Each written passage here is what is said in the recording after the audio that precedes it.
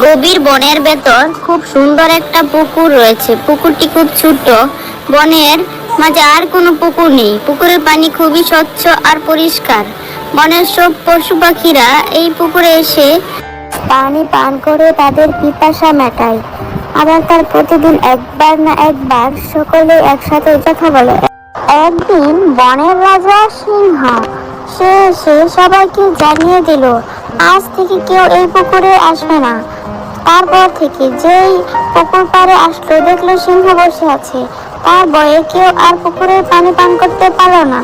সবাই এসে সিংহকে দেখে আবার ঘুরে গেল। এভাবে তাদের দিন চলতে লাগলো।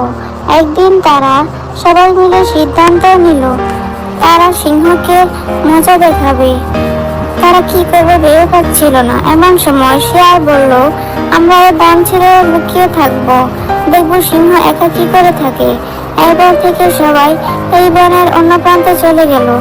সবাই যে যার মতো লুকিয়ে থাকলো সিংহ চোখের আড়াল থেকে। এদিকে সিংহ সবাইকে খুঁজতে থাকলো। অনেক খোঁজাখুঁজি করেও সিংহ কাউকে দেখতে পেল না। তার খুব মন খারাপ হলো। সে একা বোধ করলো। তার মনে হলো তার পাশে কাউকে দরকার আছে। এই বনে যদি সে কাউকে না পায় তাহলে সে কিসের রাজা? আর এই রাজত্ব দিয়ে কি করবে যেখানে তার কোনো প্রজাই নেই?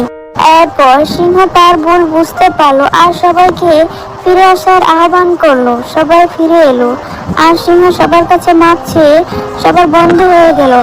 এরপর থেকে সবাই পুকুরে একসাথে পানি খেতে যায়, একসাথে আনন্দ করে সুখ দুঃখ ভাগাভাগি করে নেয়। এরপর থেকে প্রতিদিন একবার করে সবাই পুকুর পাড়ে এসে আনন্দ করে।